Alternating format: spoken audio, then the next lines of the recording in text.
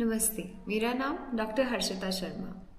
अगर आपको डायबिटीज़ है तो शायद आपने कभी ना कभी ये एडवाइस ज़रूर सुनी होगी कि ज़्यादा एक्सरसाइज मत करो, वॉकिंग करते वक्त शुगर गिर गई तो, जिम मत जाना, वीकनेस आ जाएगी तो। डायबिटीज़ में आराम करना चाहिए और धीरे धीरे कई लोग एक्सरसाइज से डरने लग जाते हैं। कुछ लोग वॉकिंग शुरू ही नहीं करते, कुछ जिम जाना छोड़ देते हैं और कुछ लोग इसीलिए एक्टिव नहीं रहते क्योंकि उन्हें लगता है कि एक्सरसाइज उनके लिए रिस्की है। लेकिन क्या सच में डायबिटिक पेशेंट के लिए एक्सरसाइज डेंजरस होती है, या फिर ये भी एक ऐसा मिथ है जो लोगों को हेल्दी हैबिट से दूर कर देता है? आज इसी बारे में बात करते हैं और इसी बात को समझते हैं। सबसे पहले मिथ क्या है? मिथ ये है कि डायबिटिक पेशेंट को एक्सरसाइज अवॉइड करनी चाहिए क्योंकि एक्सरसाइज उनके लिए डेंजरस हो सकती है। इस मिथ की वजह से कई लोग अननेसेसरली इनएक्टिव लाइफस्टाइल जीने लगते हैं और आयरनी देखिए कि जो चीज़ उनके लिए हेल्थ इंप्रूव कर सकती है वही चीज़ उन्हें डरावनी लगने लग जाती है। चलिए एक एग्जाम्पल देखते हैं कि मान लीजिए मीना जी 55 साल की हैं, उन्हें डायबिटीज़ डायग्नोज हुए 3 साल हो चुके हैं और डॉक्टर ने उन्हें रेगुलर वॉकिंग की एडवाइस दी।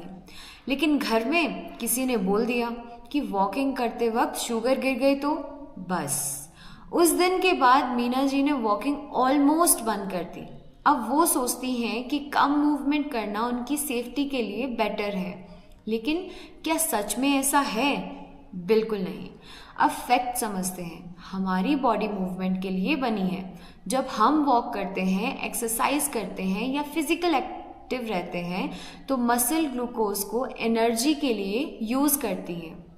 इसका मतलब ये हुआ कि physical activity blood sugar management में बहुत इंपॉर्टेंट रोल प्ले कर सकती है।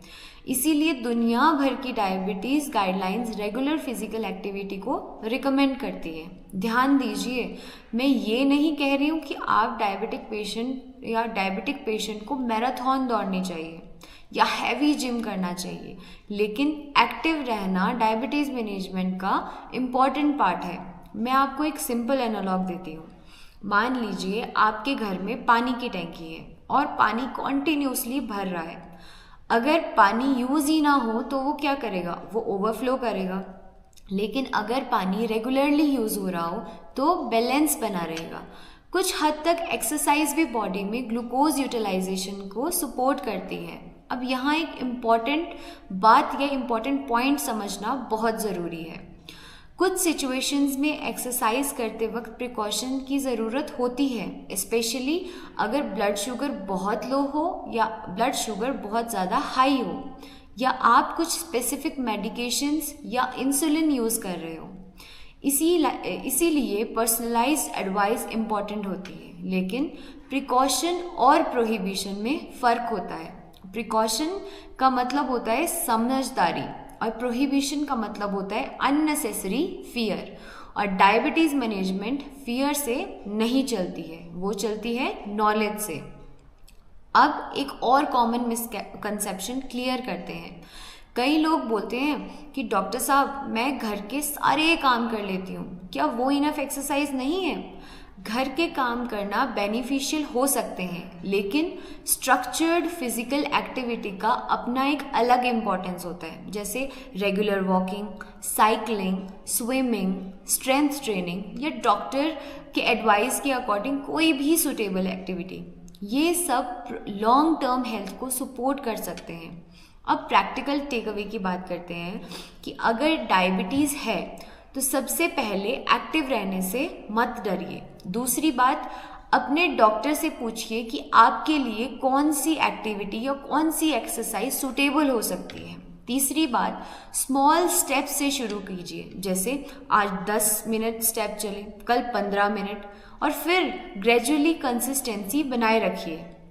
चौथी बात, एक्सरसाइज को पनिशमेंट मत समझिए, उसे अपनी हेल्थ इन्वेस्टमेंट समझिए, क्योंकि मूवमेंट सिर्फ कैलोरीज बर्न नहीं करती, मूवमेंट कॉन्फिडेंस भी बिल्ड करती है, एनर्जी भी इम्प्रूव करती है और ओवरऑल हेल्थ को सपोर्ट करती है।